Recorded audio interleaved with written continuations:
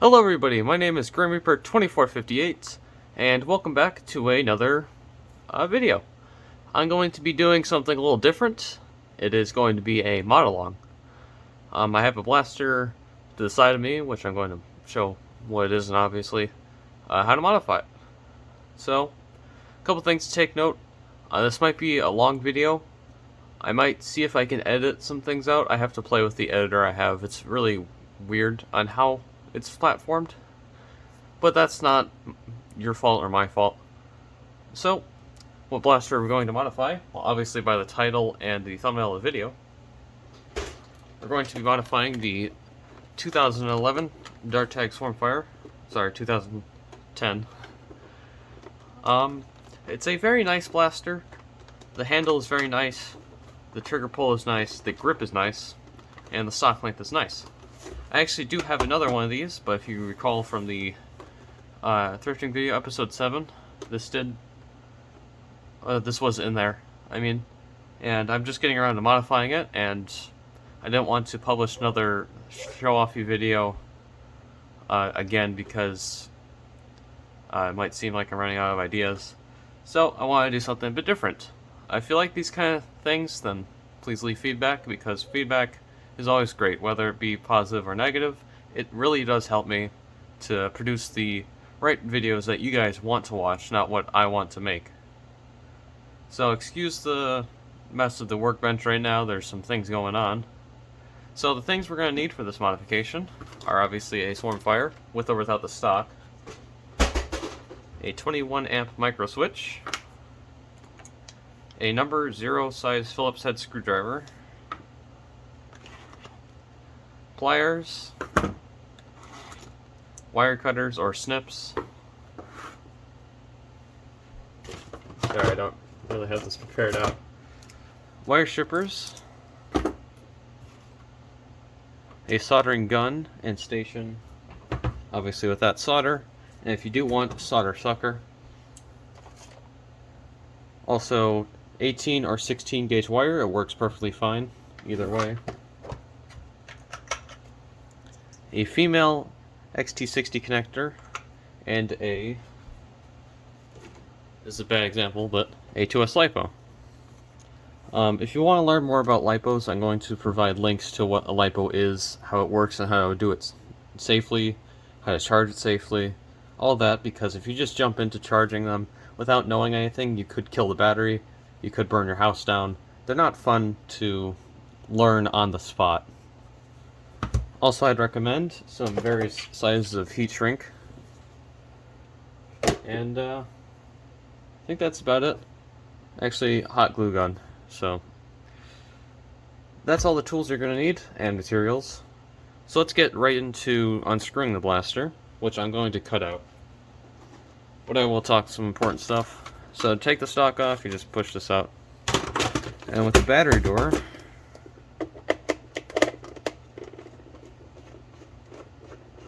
taken out before you do anything, make sure your battery tray is closed and make sure it doesn't have any darts in it. So the screws you're going to want to take out are all the screws on the yellow shell, because the yellow piece of this shell actually comes off. Not this part, just the darker yellow. And then there are some other screws under it. These screws are very different, so make sure you put a pile of yellow shell screws and a pile of gray color screws. So I'm going to unscrew it. I'm going to leave the screws in the side of the shell just to make it a whole lot easier to reassemble. You can choose to take the screws out, sand this down, and paint it, but I'm not going to be doing that because it is in the middle, or actually near the end of December, so it's not prime painting season. So I'll see you when I have this fully disassembled. Alright, I got the screws all undone. I just want to show this yellow piece just does come off. It's not clipped or glued to anything, or glued down. And then this side of the shell, I took all the screws out, so it should just pop up. If you are having problems in areas, you can take a flathead and just kind of go in between an area and pry it with gentle force. You don't want to crimp both ends of the pieces of plastic, so it won't go as back together smoothly and it won't go back as flush. Here's the side of the shell. You can choose to, like I said, sand this down, paint it, or wash it, because This is an old blaster and they are tend to dirt. So here's what the inside of your Swarmfire looks like. My trigger accidentally came off. So to go over what's in this circuit, we have the battery, the battery pack, which consists of 6 AA's or 6 C batteries. We have the negative side, which is actually kindly labeled. There's a plus and a negative. And this negative lead goes to the circuit board, which powers the motor to turn back the plunger system and prime it like a stampede to auto prime it and then fires it, rotating the cylinder and also firing a dart. Then the plus side goes all the way over to this on and off switch, which makes it so you can turn on and off the circuit so you can't accidentally fire it. And then this wire comes off to the switch, which is how you fire the blaster. Right now these two leads are separated from each other. It's a complete circuit, but without this one being closed, this one won't operate. And when it is closed, meaning that the two leads are touching each other, so it's basically just a solid wire, this one is also like this. So when you pull the trigger, it completes that circuit, sending power to the motor, making the internals work. So what we're going to do is simplify the internals just by taking out the on and off switch. You can leave it on if you do what this is wired like. We're going to remove all the boards because they look cooked. We're also going to do some trimming of this battery tray. So just to take all this out, you don't have to be gentle with taking any of these out because you're not going to use them unless you like to save parts of random blasters. So you can just cut it off. And then you don't have to desolder the leads here. You can just cut them. And then cut the wire here. We're not going to need a mental note of where this lead goes because we're just going to carve a crevice. So we can cut that off too. You can choose to save the Nerf wire. It's very good to use this kind of wire for if you were to use a stock switch and have it so when you open the jam door, a voltmeter turns on. So you can choose to keep this wire in the switch. I'm going to throw it away because I have enough wire and switches that I don't really need them. So looking at this circuit now, it's obviously very, very simple. Now if we look on this board, we can see that there is a W minus and a W plus.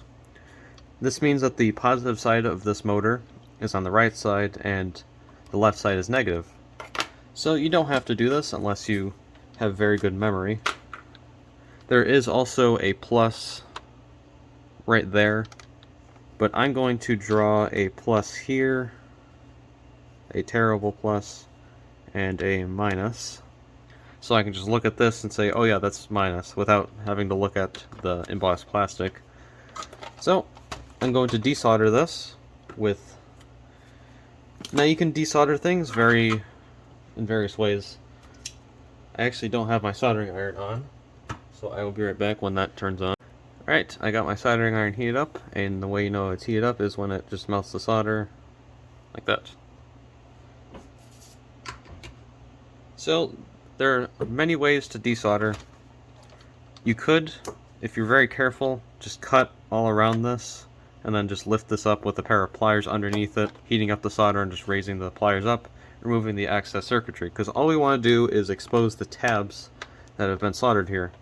The easiest way to do this is to heat up the surface with the soldering iron, and then just taking a solder sucker while the solder is still warm, because the solder cools very fast, and just sucking it up, hence why it's called a solder sucker. So I'm going to do that. If you have any questions on how to do that, I'll leave a link to a desoldering video. And take note, there is this weird lead that is connected, which would make it hard to remove the circuit board from the motor. So you can just cut it and make sure it's out of the way. I hope I caught that on camera. So I'm going to remove this board with the solder sucker, and I will meet you back when I have just the raw leads. A quick thing that I wanted to show is if you just put your soldering iron to old solder joints, it's going to take forever to heat up. So a trick you can do is just put some solder on your soldering gun, and then touching that to the solder, and then just heating up the solder on the gun, on the iron I should say, and that actually heats it up, making it a lot easier to desolder. Alright, so I got the solder all done, or desoldering all done. So I'm just going to lift this out. Now you can choose to keep this if you did want to do something with it. I wonder what that is. It's weird. I'm just going to throw it out because I have no use for something with 2 motor tabs and whatever the hell this is. So, with these raw leads, what we're going to do is actually tin the leads. And tinning is very easy, and it makes wiring a whole lot better. So for tinning, can I zoom this in? Yes, I can. So, with this, you're just going to heat up the tab before you heat up the solder, and then just heat the solder up, making the solder flow on both sides. Getting a nice bead on. You're not going to want a huge lump of solder. Let's see if I can do that. Get a whole lot better view of this. So what I like to do is put the soldering tip in the hole, which heats up the solder inside the hole and makes it so no solder goes in the hole, because we might actually need to use it to put the wires in.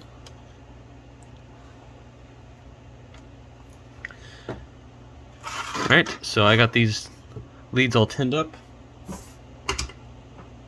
So I'm going to show what the next step is. Alright, I have my notepad here, so I wanted to show you what's actually going on. So right here we're going to have a motor with a negative side and a positive side. We're going to have our battery, which is obviously a LiPo, but we're just going to make it so we can do it more visually. And then we're going to have our switch here.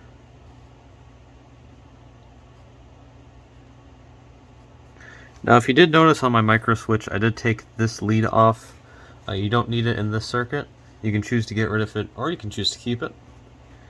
So with this, we're going to need, actually I did label this because this is an old switch. On it you can't really see it, but down here I have on Sharpie M for motor and this for battery. So with this, all positive wires are going to be going to the switch. So we're going to have a battery and a motor. So with this, the positive lead of this battery will go here, right into the positive side. And the positive on this motor will go all the way over to the motor side of the switch, and then the negative will just come straight down to the negative. What this is essentially is, if this was just wired there, then it would run continuous. This is basically a lever that is like this, and once it engages, it closes that lever, making the 2 contacts touch, which completes the circuit here. So if I were to just cross these two,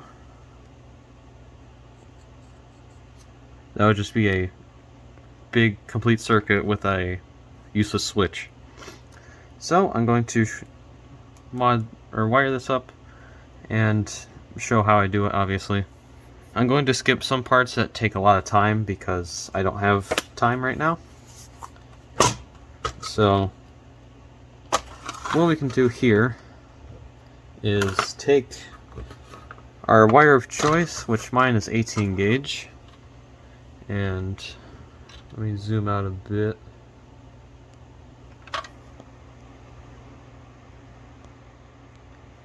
So you can see, this is my wire strippers. I like this one over the other ones where you have to grip and pull, because I've had experience of the copper strands in here falling out. Obviously, I'm using strand wire. I'm not using copper filled wire. So we're actually going to use the negative lead because that doesn't require me guessing things. So with this one, I'm going to put it on my 16 gauge. I'm going to leave about that much space to get stripped. And then what you're going to want to do with this is just tin the wire, which is very, very simple. If I can line this up. Which is taking the soldering iron and heating up the wire, and then doing a dance with the solder to completely cover this wire in the solder. You're going to want to make it melt down. You don't want to put it all in one area. Make sure you get completely around the wire. And that's it tinned. Not the cleanest job, but we're not here for clean. And you can mount it like this. You could take advantage of the hole. I'm going to mount it like this. You can choose any color wire. Red and black is just standard for me. And what tinning this does is makes it so I can just heat up the lead and it solders. I don't have to mess with this and 4 things at once. I am going to add a bit of a bead in here so it has a nice solid joint. This can be tricky because it does heat up the solder and the wire can just pop out. Make it look clean. And after it cools a sec, you can just pull the wire just a tiny bit. You don't have to pull with all your might. And if it stays there, it's a nice solid joint. And you can cut off the excess.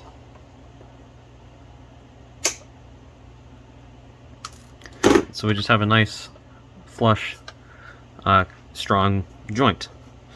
So what we're going to do with that is, I hate this camera mount.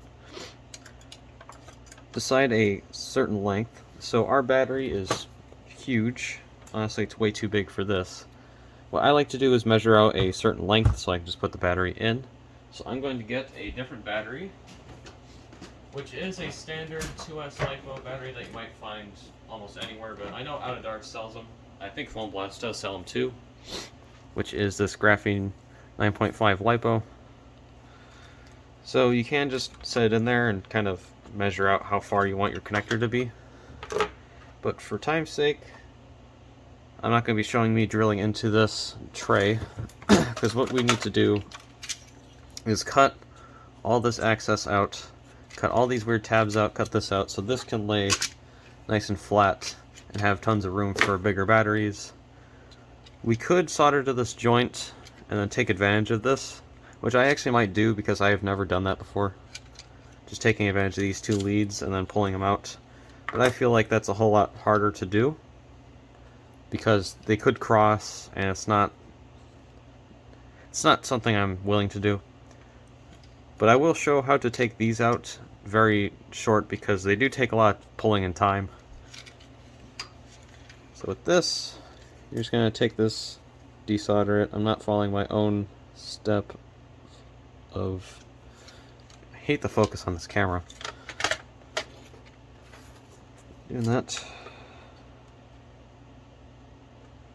Just take that, desolder it, which might just look like I'm adding solder, which I'm really not.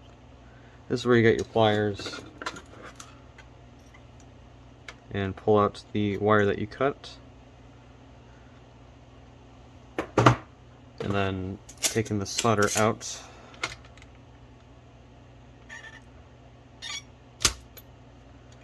And flattening it out, so you can just pull it out a whole lot easier. Pulling out this lead is pretty simple. You just bend this straight, and then you can apply force downward. Then I like to open the jaws of the pliers and kind of stick it where this is and just pull in, which pops it out, and you can grab a hold of the top of it and just pull it out. So I'm going to do that to this side and take these other two leads out, which is just undoing this here, bending it forward and pulling it out, and then just cutting all this out with your clippers. Alright, so I got the leads all taken out. Now one thing I did want to note is there is a screw on the other side of this that it was melted down, so you just pull it out. And then these little things that hold the batteries upright will fall out. You can choose to keep them. I am not going to keep them. And you can choose to put this tray back in, which I'm going to do it because without it, these big holes are there, and it makes it so dirt can get it in. And just, it's a piece that could work or help to keep things solid. Also, it doesn't really do much. So I did take all these leads out. You can choose to keep them if you do have a corroded Swarmfire in the future. I might actually keep them for that reason. So these holes are actually pretty big enough, or big, but they're not too big. They might not fit the wires. Oh, I actually can. So they do fit them. So you can tell, I've only modded one Swarmfire, so I'm not an expert, per se. This does go one way. I wonder... So it goes in this way, with the big rectangle not on that side. And what you can do is measure out a length. That seems pretty good. Let's cut it, strip it. This is going into an XT60, so I'd make it a bit longer. And then I like to do this with the wire so it doesn't come apart when I try and tin it. And then go to tin it.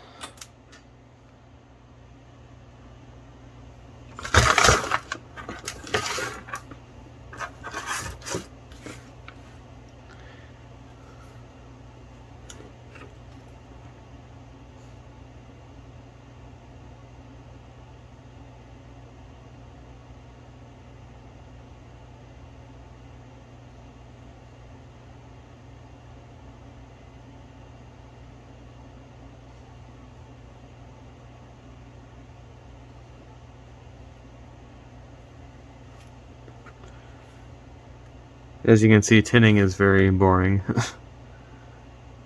You just tin it up. The one way to know if it's tinned is if you can bend the lead. That's not tinned enough.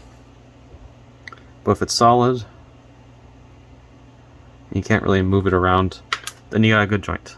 So then you're going to take your XT60 connector, and you're going to have to look at it. Here's a basic XT60 connector. I think it's an off-brand off of Amazon. One side we have a plus, and on the other side we have a negative. Now obviously this is the negative part of the circuit, so we're going to put it in the negative. As you can see, it fits in perfectly. I love how this does not focus. It focuses on my skin. So with this, it's a little bit more tricky because you do need some helping hands, but I do not own helping hands.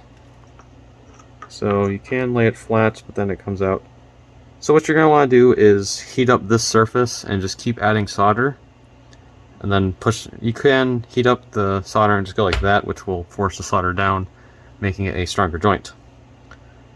You don't have to tin this, but I do recommend doing this on the top.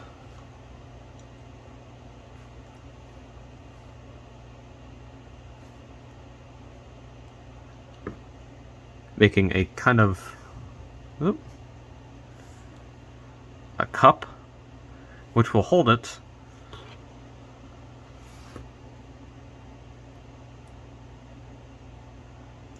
After you heat it up, of course. It'll go all the way down, and which will secure the wire so you can add more solder. So I'm going to be doing that real quick, and I'll come back to you when this is all soldered up. One thing I want to say before I do actually do this is heat shrink. Heat shrink is a very important tool to make sure you don't cross any wires or have a bad circuit. So I do have various sizes of heat shrink here. I'm going to look for one that goes over the connector. So the heat shrink I have is 1/4 inch to 1/8 inch, and it will fit over the lead very snugly. Obviously you don't need this much, you just need, you can use scissors, you can use cutters, you just need about that much. And I'll show you how to do the heat shrink. So what you want to do is make sure your heat shrink is far away from your wire as possible, far away from the part you're going to heat up, because heat shrink depends on heat to obviously shrink.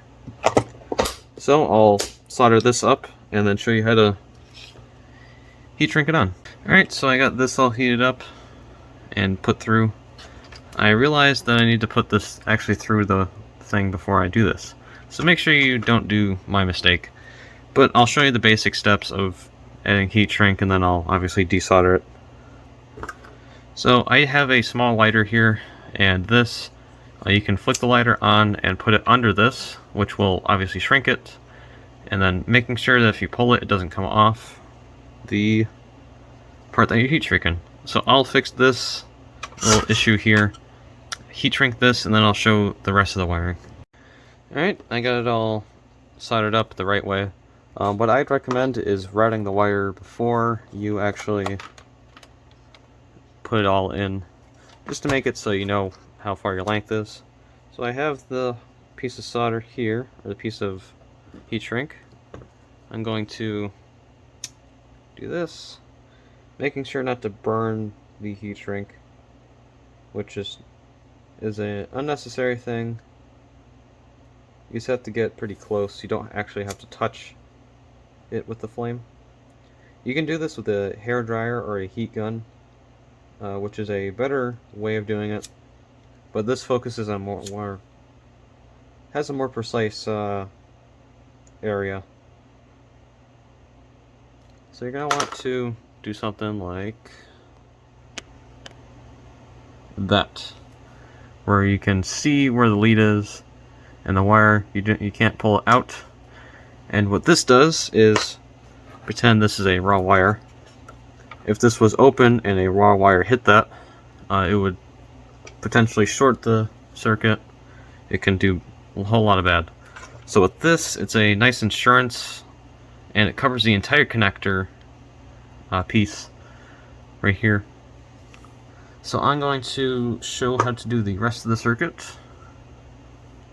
So what I want to do right now is put the switch in.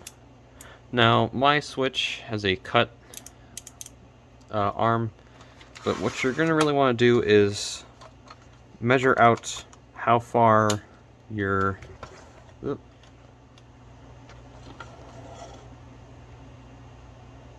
where your trigger is and how far you want to pull the trigger. You can obviously leave it far enough back, but with mine, I want to have a very responsive trigger.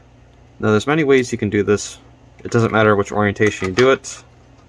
I could put it right here, have a nice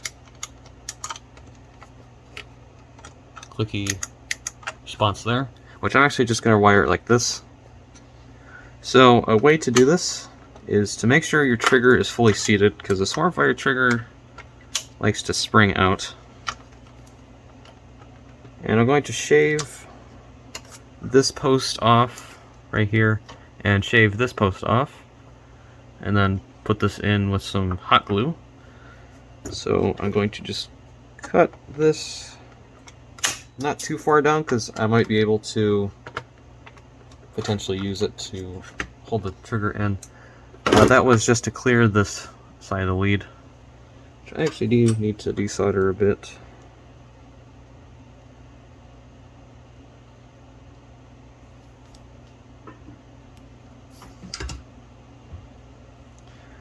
Alright, so I got this down, and just to measure of testing. I do like this here, of it just being right here. It clicks in very well, has a nice response time. Now the other side of the shell, you might have to look to see if it would impact, and I think I need to cut down some pieces on the other side of the shell, because it's not really meant for a micro switch here, it's meant for a micro switch right here-ish. I think it's right here. So we're going to do little beads of hot glue to raise it up, and then do a big sandwich of this going into the hot glue of the hot glue sandwich, which is a very yummy sandwich. So I'm going to do that real quick and then show you more wiring. Alright, I got finished hot gluing the switch down. One thing you want to make sure is to make sure that it fully engages when you pull the trigger, which mine does, but my trigger likes to fly away, unfortunately. So I have to do this. And it's nice and solid. I have complete trust in this bond.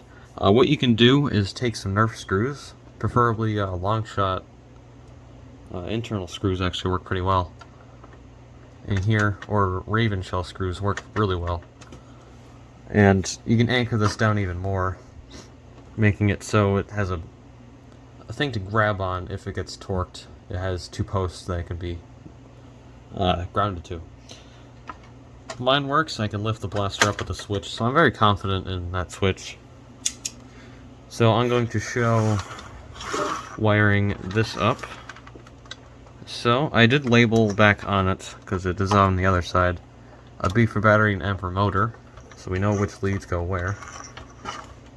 So with this battery terminal, or motor terminal, we did obviously strip it.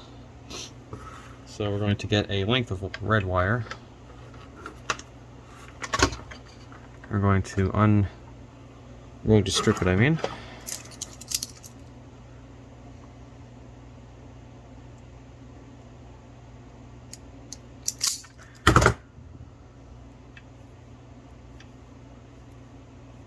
Okay.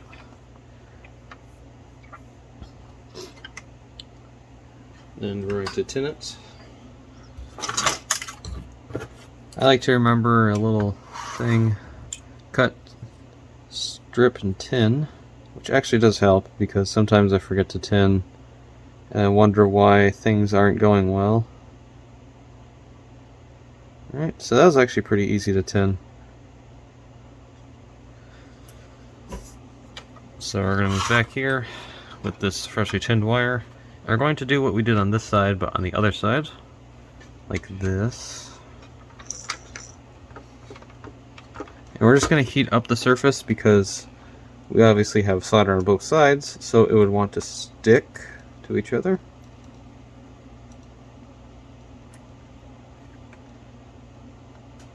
Okay. We're going to solder more solder on.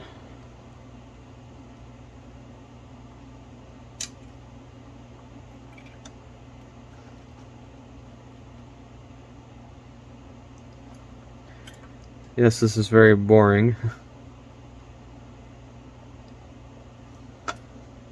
Alright, so we got a nice solid joint. I can pull this and it is not moving at all.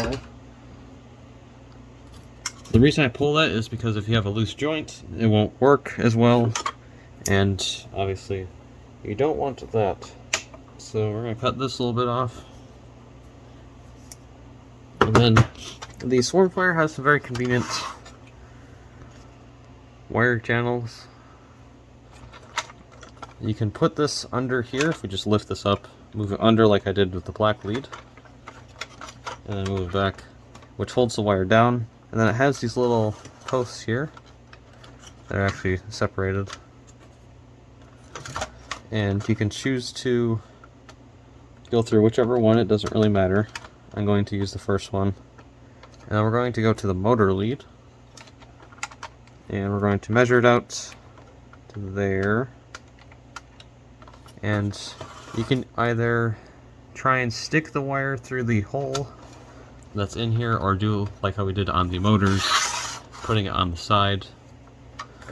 which I'm going to do that because it's a whole lot easier, and my Swarmfire shell is going to come apart. And if this wants to focus, you're going to cut it. Why are you not focusing? Cut it and make it so it will connect there. I did cut this a bit long, and you'll see why.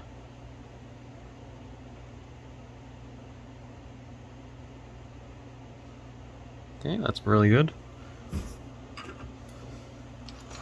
So I cut it long so I can just bend it like that. Obviously I'm going to cut more off. What I said before also applies with heat shrink. We're going to heat shrink this as well. You can choose not to heat shrink it, you can choose to heat shrink it. It will just be insurance on a safe circuit, because there's not going to be much going on inside this anyway. That's a bit much. There we go. You just want enough heat shrink to cover the height of this, because you're not really going to want to access the amount of exposed metal here. So I'm going to cut this and solder it and heat shrink it, and then I'll get on to recording this one. Alright, so I got the thing soldered up and heat shrunk. One thing you're going to want to do is to aim the lighter like this with your pointer finger, because if you do this, you risk burning your hand, which I totally did not do. So for this, I like to measure out my leads before I actually commit to cutting them. So we're going to go into this little hole here, which surprisingly fits both wires and enough room to probably fit another. Put this like this, make sure to hold it and extend it all the way out.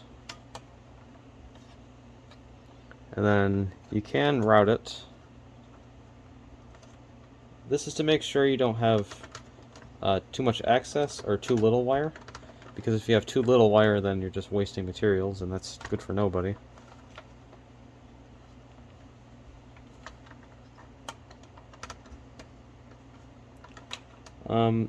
If something's not going into this little thing here, you can get a screwdriver and very gently do that. Very gently push it down. If you go too hard, it's going to puncture the wire. And then we'll say about there. I'm going to cut this tinnet, put heat shrink on it, and then test it, and obviously do some more carving out of this battery tray. Alright, now that I have all the wires done and the important ones all heat shrunk, you got that one all heat shrunk and the ones in the leads all heat shrunk. You're going to want to test while this is still open. Now, testing it, you got to make sure that you don't have anything obviously in the wrong way.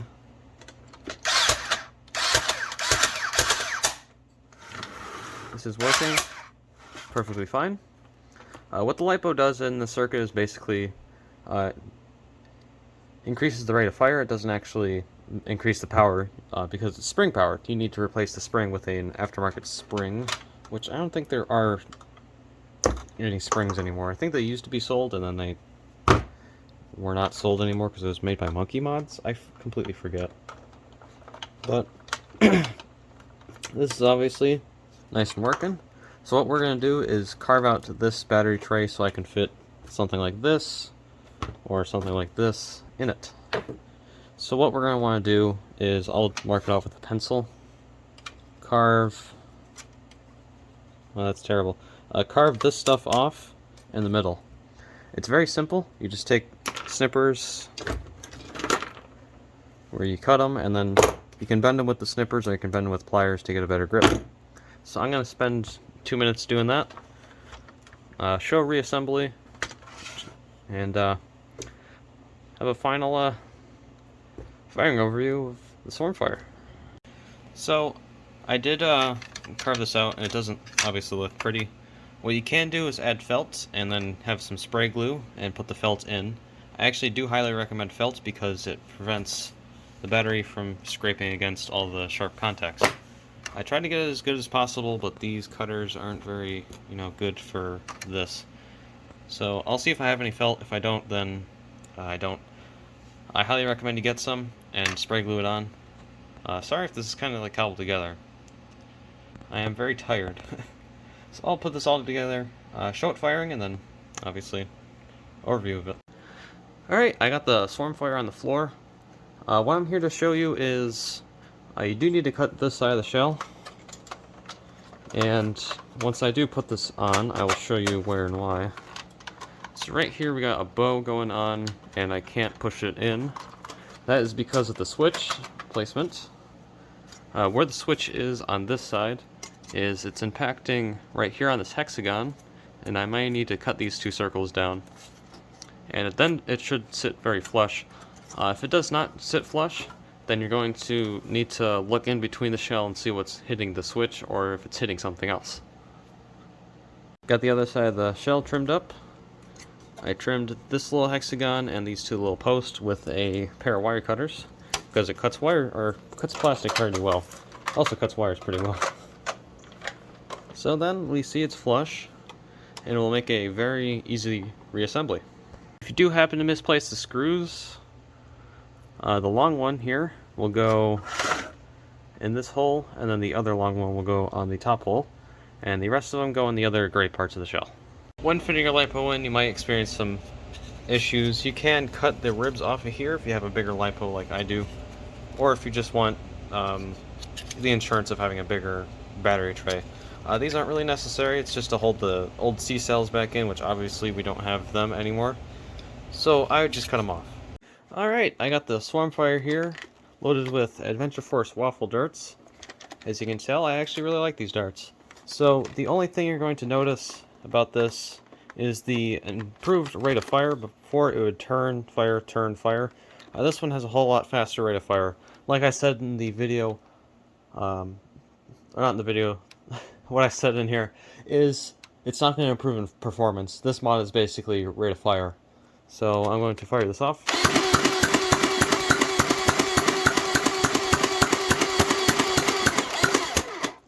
You can choose to take out the ARs, but I like to do that with no darts, because it's just a big, fun, bulky blaster. The trigger is very responsive now. So, yeah, let's go take it to the bench and do some outro stuff.